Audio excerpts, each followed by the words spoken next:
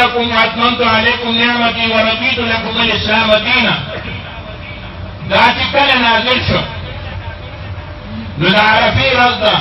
د جمعې ورځ ده، د عرفات میدان دی، د محبوب رسول الله مبارک صلی الله علیه وسلم مبارک وجود دی. ټول صحابه کرام د اطرافونه د اکنافونه د ګوټونو نه د دنیا د هر ځای نه چې رارسېدی شو هغه ځان را رسولی دی.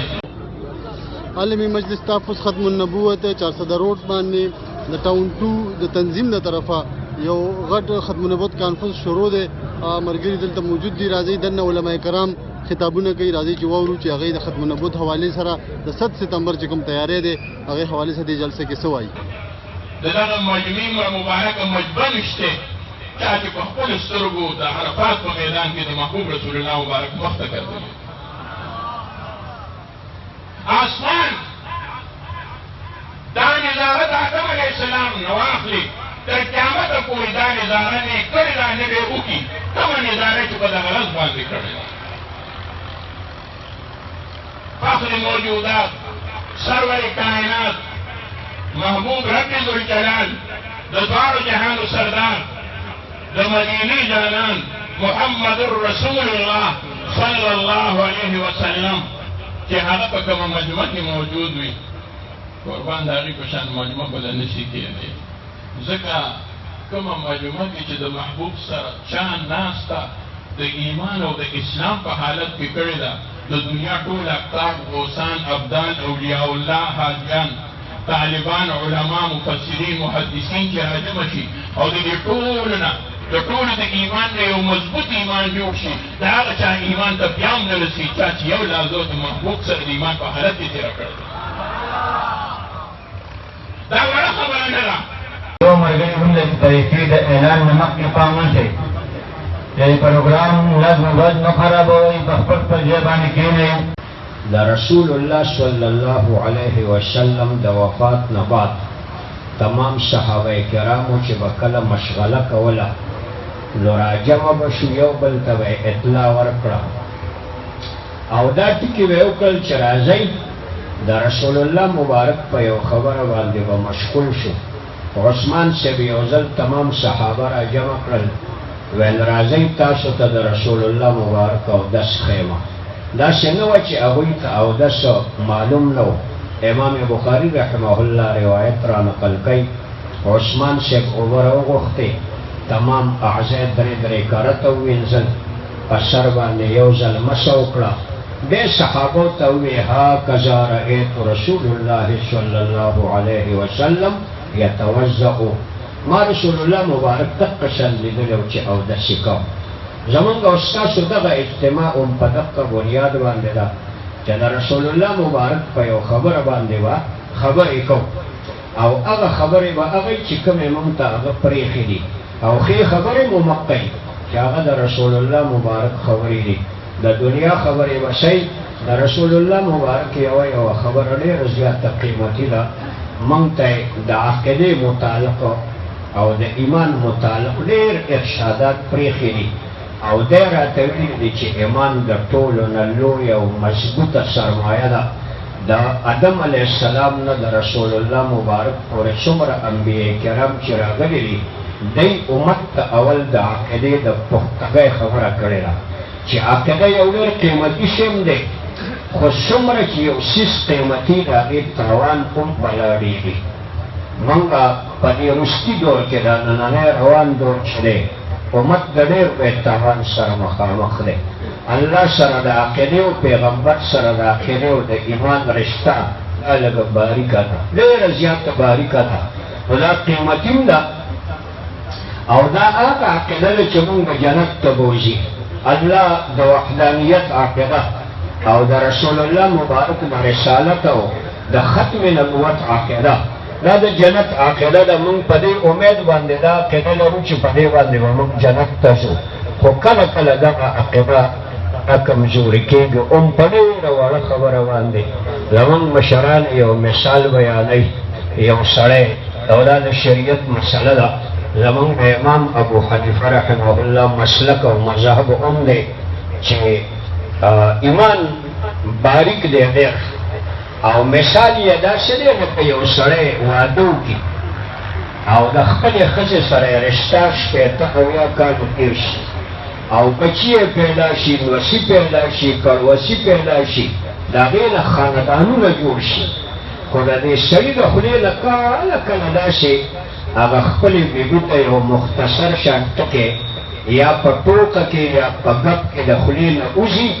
هغه تمام خاندان ړنګ شي او هغه وران ویجاړ شي او تباه او برباد شي کور روان شي دقه رنګې د عقیدې مسله ده که یو سړی ښځې ته په ګپ کې ووایي چې زما طلاق درک او یا په ما طلاق یې یو ټکی دی نو که چېرې په ګپ کې ووایي حدیث مبارک دی ثلاثة جدهن جد وهزلهن جد الطلاق والعتاق واليمين دوه درې ټکي داسې دي چې د دې ګپ هم رښتیا دی او د دې رښتیا هم رښتیا دي نو که سړي په ګپ کې قسم وکړو دا سړی ګناهګار دی قرآن او قسمونه به په ګپ کې هم نه کوي دې کې د الله د نوم توهین دی دې نه به ځان ساتي غلام ته به په ګپ کې هم نه وایي چې ما آزاد کړې لکه دې آزاد د علماو د شریعتو د اسلامي الفاظو د اسلامي شعائرو احترام کې خپلې ژبې استعمال کو او خپلې ژبې د هغه قباحت او الفاظو نه محفوظ وساتو د هغې په وجه باندې زمونږ دغه رشته خرابېږي رسول الله مبارک وایي چې ژبه دې محفوظه وساته بخاري کې روایت دی چې قیامت په ورځ باندې به زیات تر معاملات او سزا دا به د ژبې په اعتبار باندې ژبه به انتهایي خطرناکه استعمال شوي او د ژبې استعمال دیم خطرناک زمونږ د عربۍ یو شاعر دی هغه وایي جراحة السنان لها التیام ولا یلتام ما جرح اللسان پښتنو یې ترجمه کړې ده چې پرهر د تورې ښه دی چې به جوړ شي په مرهم او پرهر د ژبې بد دی وي تر عمره سره سم څنګه چې د ژبې خطرناک پیغور الفاظ خطرناک دي دغه رنګې د ایمان هغه رشتم په دغه الفاظو باندې هغه ختمېږي نو چې موږ او تاسو د دغه خبرو لحاظ وساتو خپل ځان هم کنټرول کړو خپله ژبه هم کنټرول کړو خپل تمام اعضا د دې حدیث مبارک کلکم راع وکلکم مسئول عن رعیته رسول الله مبارک وایي چې په تاسو کې هر یو سړی ذمهوار دی د خپل رعیت ماته او تاسو نه به د هغوی پوښتنه کېږي که د یو سړي رعیت نشته یو سړی ځان لري د ده په بدن کې 380 اندامونه دي دا 380 اندامونه به دی محفوظ ساتي نو دی نګراني به کوي بیا د دغه 380 اندامونو د انسان دارومدار دا د ده په لسان او ژبه باندې دی زمونږ او ستاسو ژبې هم کنټرول شي او دغه باریکه رشته د عقیدې او د ایمان د الله سره دا متاثره نشي لکه دا ډېره زیاته باریکه ده قیمتي ده او باریکه هم ده او دا اصول دي د دنیا چې کوم څیز ډېر زیات قیمتي وي د هغې تاوان هم ډېر زیات وي نو کوم شي ګټه ډېره وي د هغې تاوان هم ډېر وي نو زمونږ عالمي مجلس تحفظ ختم نبوت مجالس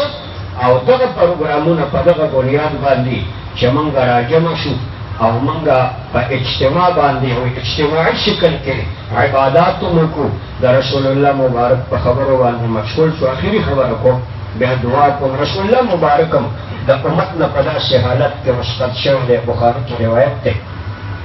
مرض وفات کې رسول الله مبارک دوه درې ځل د کمرې نه راووت کوټې نه پرده به یې داسې کړه صحابه کرام په مانځه باندې ولاړ وو